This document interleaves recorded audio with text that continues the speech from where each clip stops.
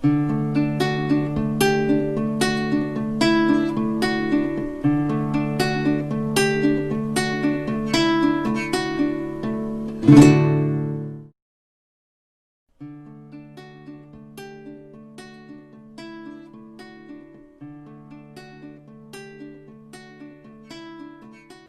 Sobat Teruna, ketemu lagi di hari Minggu ini. Apa kabar kalian? Wow, pasti luar biasa ya. Ya, sebentar kita akan masuk dalam ibadah.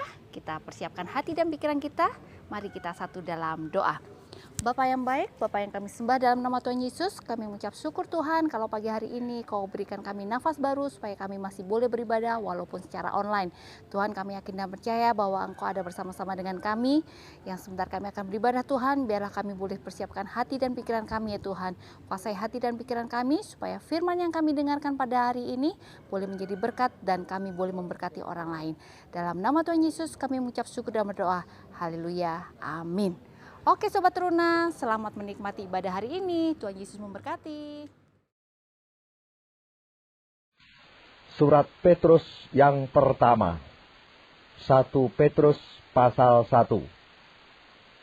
Dari Petrus, Rasul Yesus Kristus, kepada orang-orang pendatang yang tersebar di Pontus, Galatia, Kapadokia, Asia Kecil, dan Bitinia, yaitu orang-orang yang dipilih sesuai dengan rencana Allah Bapa kita, dan yang dikuduskan oleh Roh, supaya taat kepada Yesus Kristus dan menerima percikan darahnya.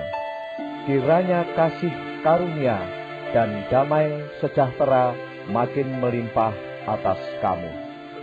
Terpujilah Allah dan Bapa Tuhan kita Yesus Kristus, yang karena rahmat-Nya yang besar telah melahirkan kita kembali oleh kebangkitan Yesus Kristus dari antara orang mati kepada suatu hidup yang penuh pengharapan, untuk menerima suatu bagian yang tidak dapat binasa, yang tidak dapat cemar, dan yang tidak dapat layu, yang tersimpan di surga bagi kamu, yaitu kamu yang dipelihara dalam kekuatan Allah karena imanmu, sementara kamu menantikan keselamatan yang telah tersedia untuk dinyatakan pada zaman akhir.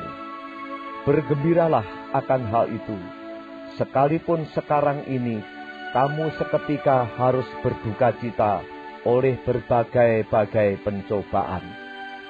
Maksud semuanya itu ialah untuk membuktikan kemurnian imanmu, yang jauh lebih tinggi nilainya daripada emas yang fana, yang diuji kemurniannya dengan api, sehingga kamu memperoleh puji-pujian dan kemuliaan dan kehormatan pada hari Yesus Kristus menyatakan dirinya. Sekalipun kamu belum pernah melihat Dia, namun kamu mengasihinya. Kamu percaya kepada Dia, sekalipun kamu sekarang tidak melihatnya. Kamu bergembira karena sukacita yang mulia dan yang tidak terkatakan, karena kamu telah mencapai tujuan imanmu, yaitu keselamatan jiwamu.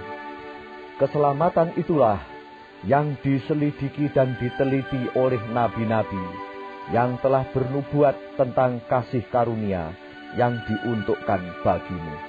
Dan mereka meneliti saat yang mana dan yang bagaimana yang dimaksudkan oleh Roh Kristus yang ada di dalam mereka, yaitu Roh yang sebelumnya memberi kesaksian tentang segala penderitaan yang akan menimpa Kristus dan tentang segala kemuliaan yang menyusul sesudah itu.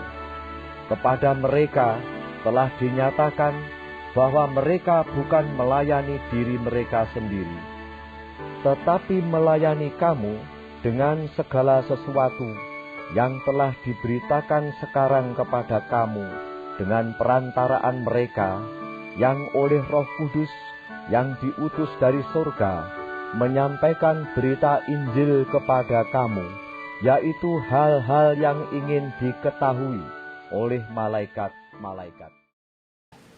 Kitab 1 Petrus ditulis oleh Rasul Petrus yang ditujukan kepada orang-orang Kristen Yahudi yang tinggal di tengah-tengah bangsa asing yang tidak mengenal Allah. Mereka hidup di dalam penderitaan dan penuh cobaan. Tetapi bangsa Yahudi tetap taat dan mengimani Yesus. Pada ayat ketiga bacaan kita menjadi dasar bangsa Yahudi setia dan taat kepada Yesus. Sobat Taruna, mari kita baca bersama-sama. Karya keselamatan Allah melalui kebangkitan Yesus Kristus membawa hidup orang percaya kepada hidup yang kekal. Yesus sudah membuktikannya. Dia berani menghadapi masalah untuk kemenangan yang abadi. Itu wujud kasih Yesus Kristus kepada kita manusia. Sebagai orang percaya, hendaknya kita hidup di dalam iman, pengharapan, dan kasih. Kak Tri, kita sebagai orang percaya bukan berarti kita luput dari penderitaan ya. Tetapi ketika kita memiliki masalah dan kita percaya dan mengimani Tuhan, yakin Tuhan akan selalu memelihara kehidupan kita dan kita mendapatkan hidup yang kekal. Betul sekali Kak. Kak Tri, ini KLK menarik sekali tadi Kak Tri dengar dari KLK ini mengenai firman Tuhan hari ini, yaitu mengenai iman, pengharapan, dan kasih. Iya. Sobat Runa, kalau kita punya keimanan, sudah pasti keimanan kita adalah keimanan pada Tuhan Yesus Kristus, penebus kita, Sang Penyelamat kita. Sobat Runa, KLK, Iya. ketika kita mengimani Tuhan Yesus, maka kita pasti akan berharap penuh pada pertolongan Tuhan Yesus. Iya, benar itu Kak Tri. Dialah yang bisa mengalahkan segala sesuatu yang menghambat hidup kita. Iya. Dengan cara apa? Berdoa. Berdoa. Berdoa. Iya. Dengan berdoa, sebaik apapun diri kita, sesempurna apapun diri kita, siapapun diri kita, Pak Gaya. Meskipun kita orang nomor 1 di lingkungan kita, di sekolah kita juara 1 terus, tapi kita terus berdoa, Tuhan tolong saya. Kita diajarkan untuk menjadi rendah hati.